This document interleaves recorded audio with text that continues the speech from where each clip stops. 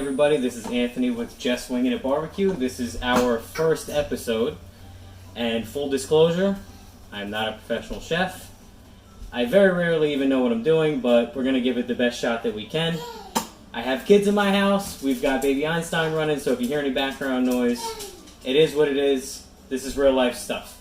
So today, I was asked to do some cooking for my dad's friend who's having a barbecue tomorrow.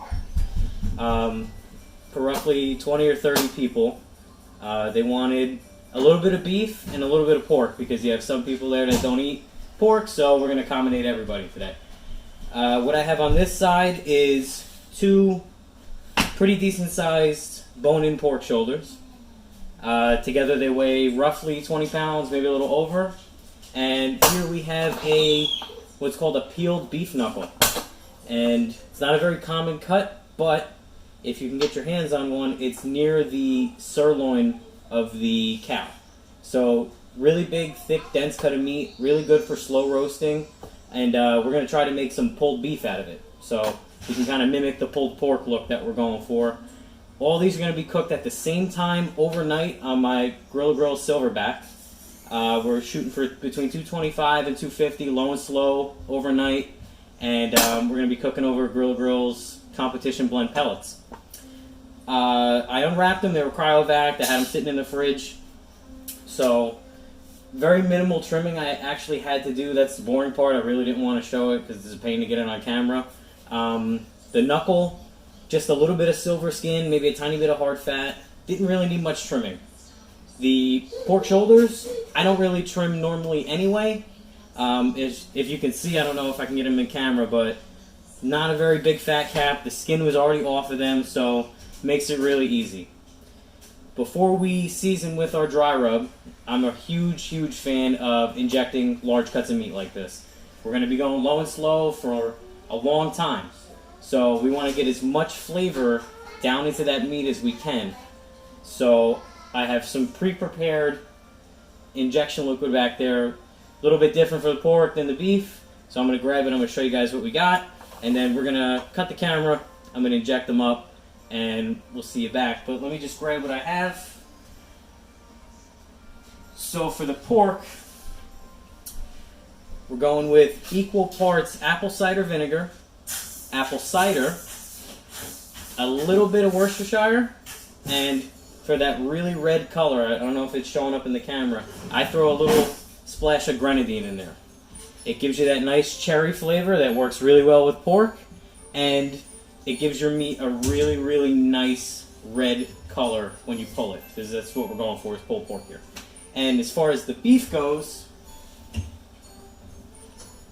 I'm really trying to mimic my brisket injection that I use. So this is only a couple teaspoons of concentrated beef stock, 2 cups of water, a couple bouillon cubes, 2 tablespoons of butter, there's some Worcestershire in there, and a little bit of concentrated like gravy master, just to give it, you really want to just highlight that beef flavor. Don't want to go too crazy. Again, injecting is not for moisture. That's a common misconception. Your moisture in your meat comes from your intramuscular fat. The only reason we're injecting is because we want to pack as much flavor as we can into the center of these large cuts of meat. So we're just going to cut, we're going to inject our pork and our beef in a grid pattern every couple inch or so, and we're going to get it all injected all over, and we'll come back and I'll show you how I do my rubs, what I use as a binder, and kind of layers of flavor that I'm going to do. And then we're going to get these things cooking, because it's going to be quite a long cook. I don't know if I mentioned that the knuckle is about 14 pounds, and we've got 20 pounds of pork, so we want to make sure it's done in time. We're on a little bit of a time frame to get it to them by lunchtime tomorrow, so we're going to get cooking. Alright everybody, we're back, and as you can see, we got a little helper here now. If you can see over those pork butts, they actually gained a little bit of size because each one took about a cup of injection, and the beef knuckle took close to 2 cups. So we're looking good. One thing I forgot to mention, I'm not a big fan of injecting my meat or putting any sort of rub on it until maximum a few hours before I'm ready to cook, if not sooner. Only because, you know, a lot of injections, a lot of rubs, they've got salt in them, and what does salt do? Salt draws moisture out. So you run the risk of drawing too much moisture out of your meat, especially if you're cooking low and slow. You really want to retain as much moisture as you can. I haven't seen a difference of letting it sit overnight versus doing it right before I cook. I just like it this way. My personal preference. Again, I'm by no means a professional. Take what I say with a grain of salt, but find out what works for you. This works for me. This is how I like doing it. So, you want to tell everybody your name? Yes. What's your name? And as you can see, we like cut these things up. Yes, we have 2 different pork buds. Yes, we just cut them. You cut them up? Okay. So, now what we're going to do is we're going to work on our rub. Yes. We're going to start with the beef. Okay? So, move these over here. yeah, we'll slide these over. Okay. So, as far as a binder for my beef, again, this goes for brisket, any sort of roast. I traditionally just use, if I'm injecting, that's why I use a deep pan. Any of this injection liquid that I have left over, I just rub the outside of the meat. It helps the rub stick. That's about it. If I'm not injecting, I'll throw some Worcestershire on it and rub it around. Nothing too crazy with that. For pork, I primarily will just use regular straight up yellow mustard as a binder. Doesn't really add any flavor. It just helps everything stick. So what I'm going to have my assistant over here for the beef, she's going to grab me that little bottle over there. Yep, that one. And I'm going to ask you to please grab me the other one. Nope, further. That one right there.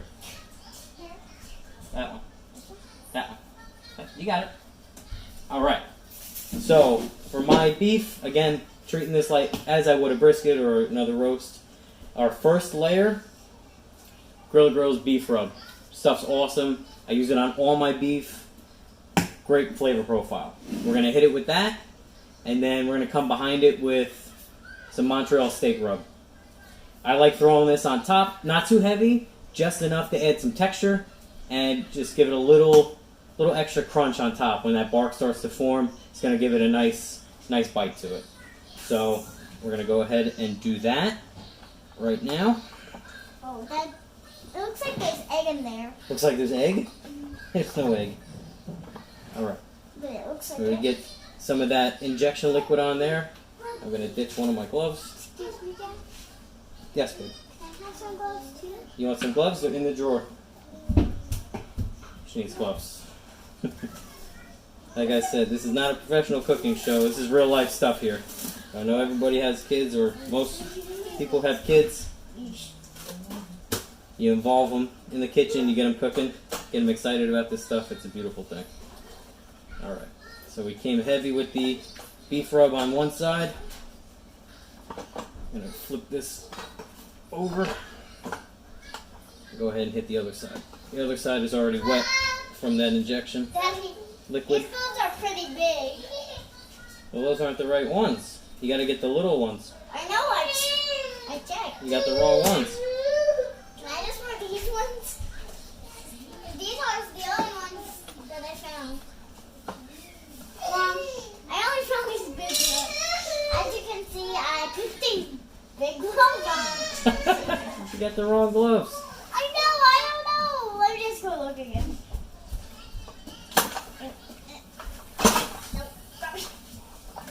Alright. Dad, Now we're going to come behind with the Montreal Rub. Dad, Daddy, Yes. where are the little ones? Top drawer in the box. You're in the wrong drawer. Mm-hmm. There's a box right there. You see him? Oh, yeah. There you go. Alright. Now we're going light with the Montreal Rub. Again, this is a large cut, so you can be pretty liberal with something like this. You can take it. It's not gonna be too much. If anything, probably gonna underseason it. Alright. Make sure we're getting all sides here. And I'll just let that hang out while I do the pork. And once it sticks, you'll see any dry spots, or excuse me, wet spots that you need to hit again. So we've got that. I seem to have lost my assistant, so leaves me to grab my own stuff now. Like I said, for the pork, straight up yellow mustard. And I do a combination on my ribs, pork butts. I go first with our Grilla Grill's all-purpose rub. It's a great base. And then I come behind it with their What the Cluck rub. I'm a huge fan of this stuff. I've yet to find anything it does not taste excellent on. I put it on eggs, burgers, chicken wings, you name it, it tastes good on it. You probably put it on an old shoe and it'll still taste good. So, we'll get our mustard going. And I think you kind of got the gist with the knuckle there. So in the essence of time, I'm going to do these shoulders, and we'll come back. We'll be ready to get our smoker going. Alright, we're back. We have everything all seasoned up and ready to go. I'm going to give you a quick closer view. I'm going to grab the camera and show you. But just to recap, so we have 2 pork butts here, total weight a little over 20 pounds, bone in. We injected these, rubbed them down, used mustard as a binder. We have our roughly 14-pound beef knuckle. Injected that as well with my brisket injection. Hit that with our rub. They've been hanging out here on the cutting board, or pans rather. And I'm going to give you a little overview of what they look like. Then we're going to go outside and fire up the Silverbac. While I'm thinking of it, this is my first video. I know I'm going to be working out a lot of kinks. I'm filming off of my phone in my kitchen. If you guys have any questions about any methods I used, any of the rubs, literally anything, I'm going to be looking for ideas to make videos, what you like, what you don't like. I'm open for criticism, some feedback. If you want product reviews of like Grilla stuff or the grill that we're going to be using, just drop a comment. I'd be more than happy to answer any questions or make some videos about what you want to see. So let's give you a closer look at what we got going on here, and we'll head outside.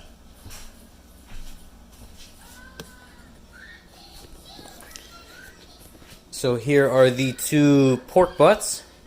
Again, we seasoned all sides. We even got that fat cap all seasoned up.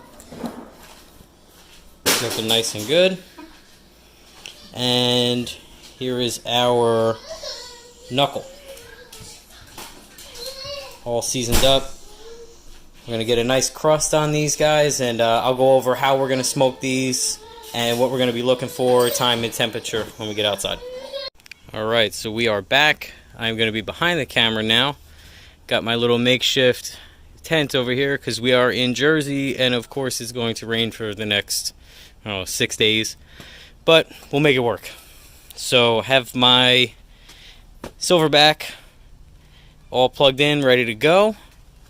I have the, I don't know if you can see it, the alpha control board. So I have PID and they're normal. PID, as you know, gives you more even temperature, a little less smoke.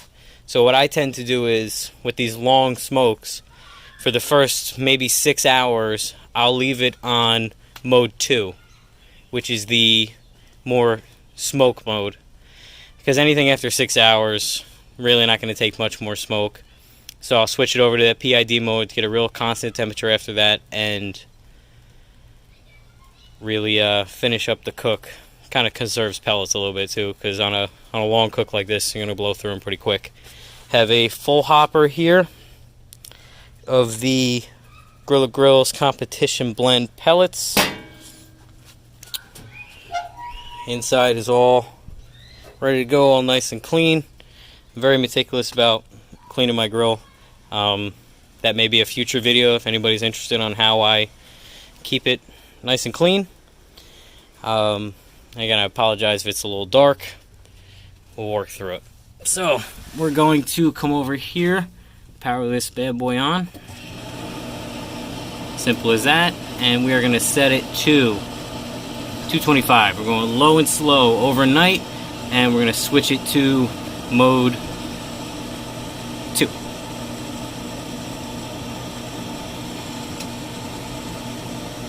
It'd help if I push the mode button and not the probe button.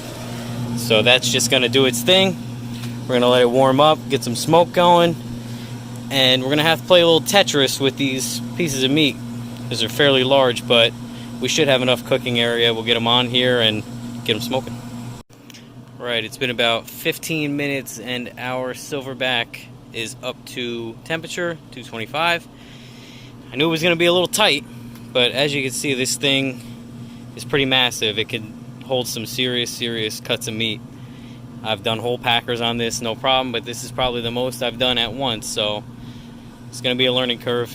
Excuse the flash on the camera, it's getting pretty dark out here, and my patio light sucks.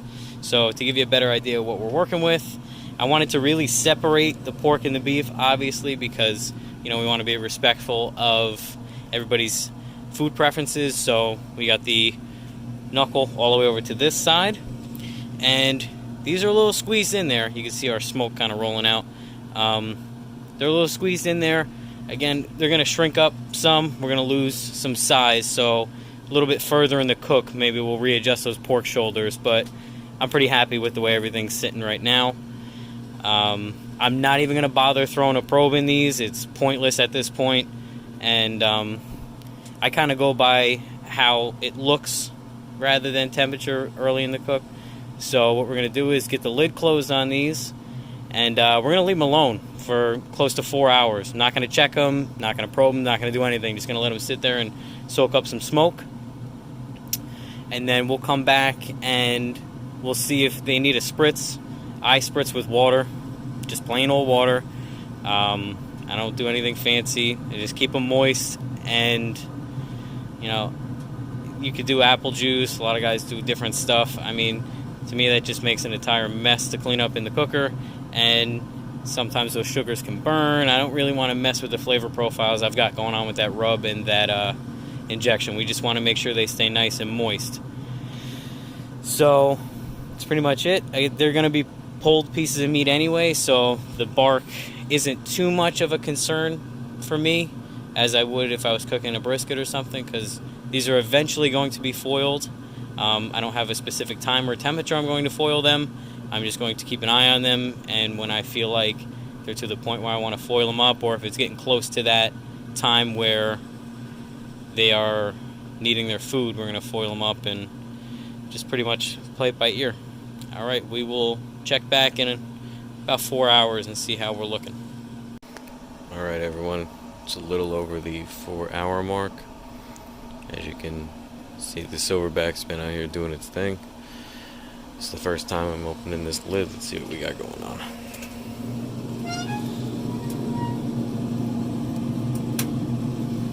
And that is starting to look excellent. See our beef knuckle really plumped up. Pork shoulders looking great. We're going to give these little spritz of just plain water, and going to let them keep going. We're going to check back on them in another couple hours. Alright everybody, it's morning now. We're officially at the 10-hour mark. I had to empty my drip can there because it was almost overflowing. And let's take a peek, see what we got going on. And they are starting to get a very nice bark. Here's our knuckle.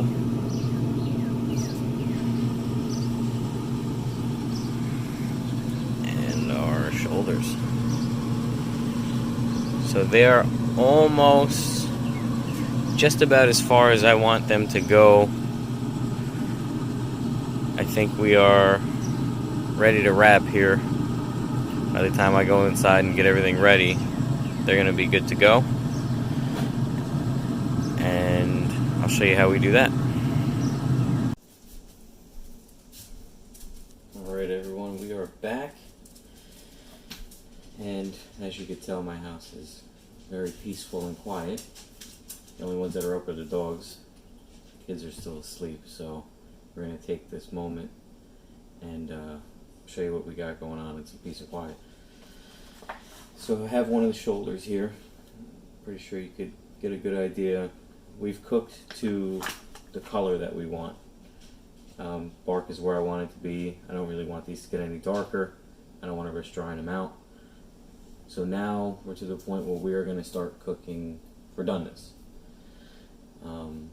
These are large cuts of meat, so we're going to have them in a foil pan.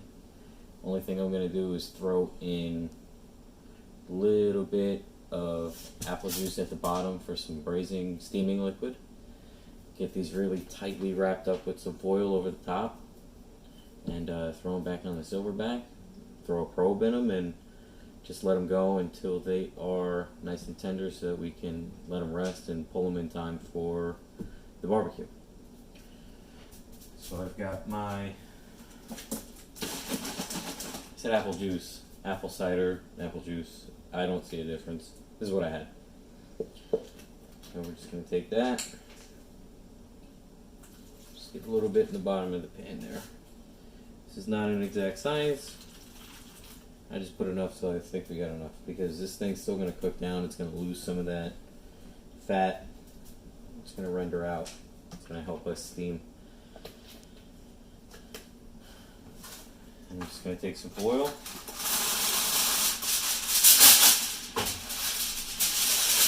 Tightly seal it up, and we're going to get it back on. I'm going to do the same thing for the other one. And I'll grab the knuckle and show you what we're going to do with that. That one's still out on the cooker, just hanging out. Alright, I'll be back with you in a few.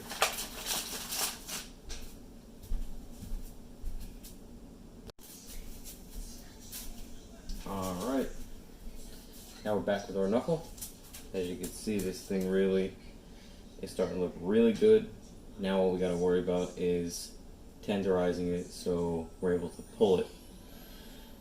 And as you can tell, my quietness is over. I don't know if you can hear the living room TV in the background, but my beautiful daughter is now awake. Partially my fault. So for our braising steaming liquid, all I did was mix up a couple teaspoons of that concentrated beef stock and a cup of water. That's it. Nothing fancy. Really want to just highlight that beef flavor of this knuckle. So we're just going to get this in the bottom of the pan.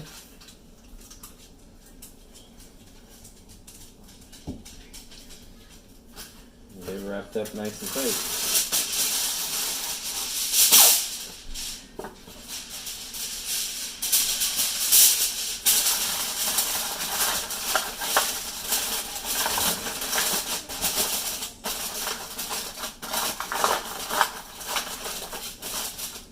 Once these are all wrapped up, I have the Silverbac coming up to 275, so we cranked it up a little bit, get that heat up, and get these things nice and tender so we have no problem pulling them later.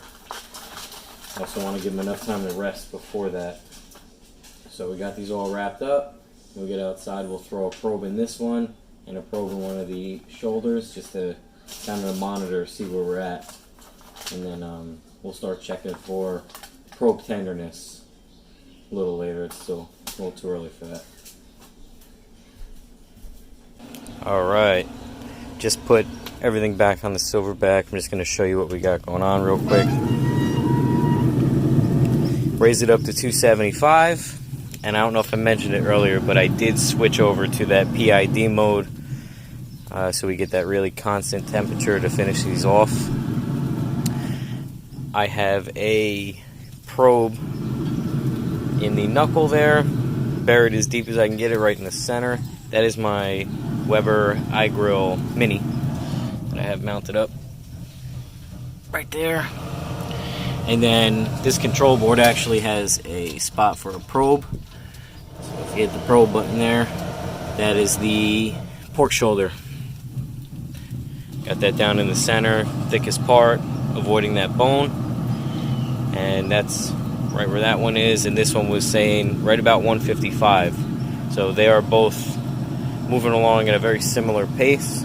We're just going to keep an eye on them and start really paying attention right around 195, 200, right around there. We're going to start checking for them to be very, very tender so that we can get them resting and pulled, just so you guys can see how many pellets I've gone through. And this was a full 20-pound hopper, so we're still doing all right, but just to give you an idea of after 10, 11 hours, how many. And that was on non-PID mode for pretty much the whole time. Now we're on PID. So we'll check back in a little while, let these things get nice and tender. Alright everybody, we are just at about 14 hours.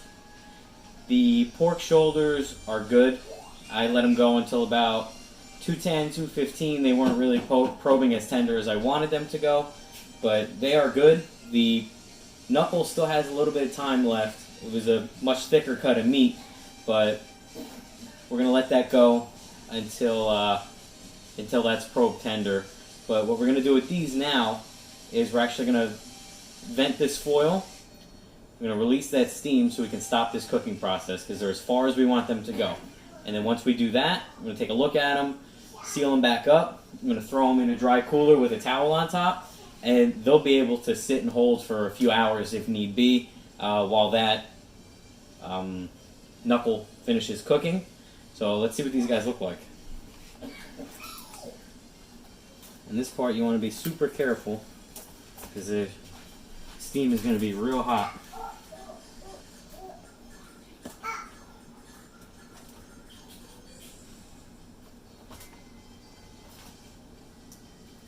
Might actually throw on some heat-resistant gloves because knowing myself, I'll end up burning myself.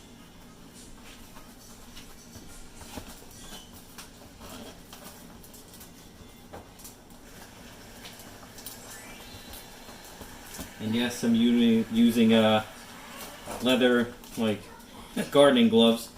Like I said, this is a real-life show. We don't have a bunch of fancy stuff. But if anybody's watching that would like to send me some insulated cooking gloves, I'd be happy to wear them and review them for you. Shameless plug for free stuff. Alright. Wow. They look good. That looks delicious. Let's get the other one unwrapped.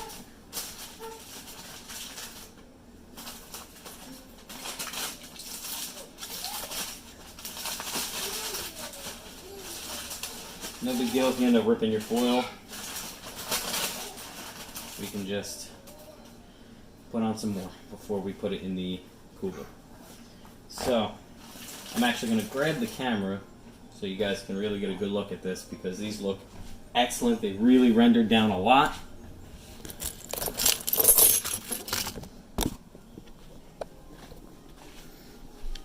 Here's one of them.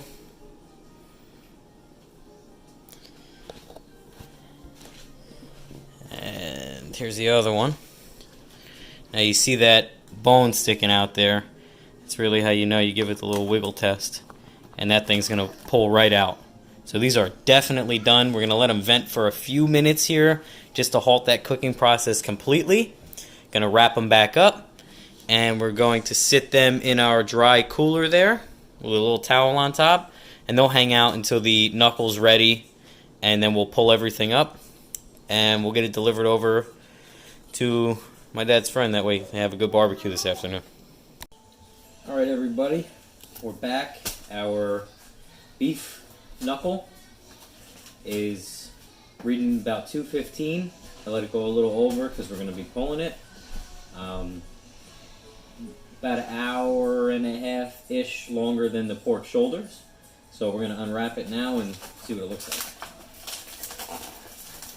It probed pretty much like butter. So I'm optimistic that it's going to look pretty good.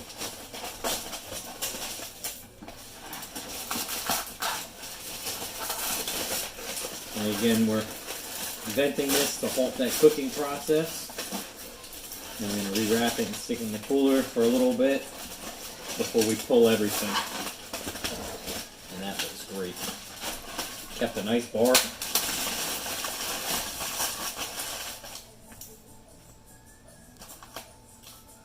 Smells excellent. I'm going to grab the camera so you can get a little bit of a close-up. It's nice and jiggly.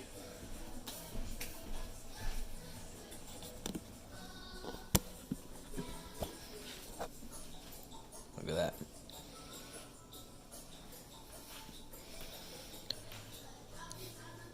So we're going to go ahead and let this vent for a few minutes.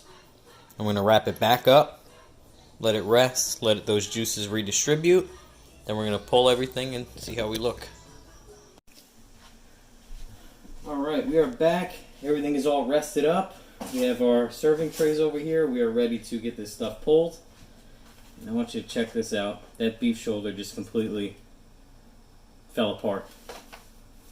Just completely shredded. And these pork shoulders, we're going to do the bone test. Just give it a little twist. Look at that. Completely clean. That is a perfectly cooked pork shoulder right there. Doesn't get any better than that. So what we're going to go ahead and do now is I'm going to shred these up by hand, get them over in the serving tray, and then that's it. We are ready to deliver them so that they can enjoy some nice, delicious barbecue. And look at that. Just pulling right apart. And it's still screaming hot.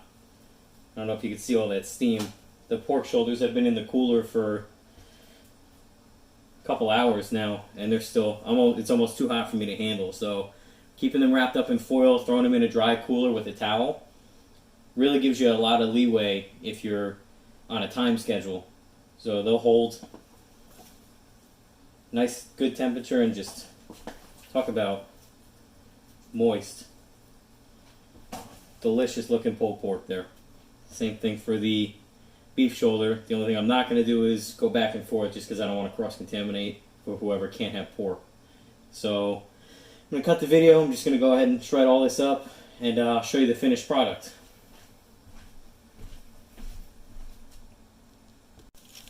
Alright, our pulled pork is all done. Let's go ahead and show you what's up with this beef knuckle. And this thing just completely just shredded. Beautiful.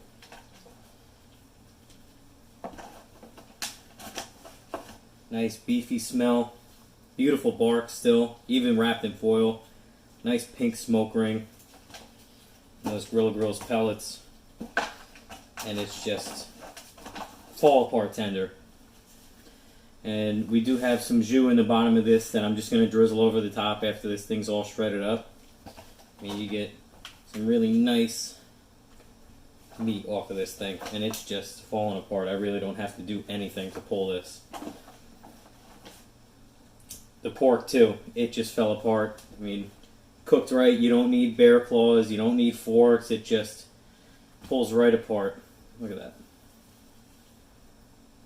Low and slow, overnight, 225. Nothing like it.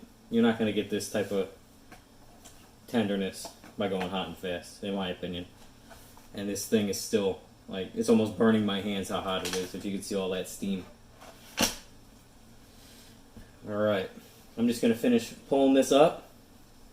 Going to drizzle some of that jus on top. I'll give you a recap, and we're going to go get this thing delivered so everybody has a good time at the party.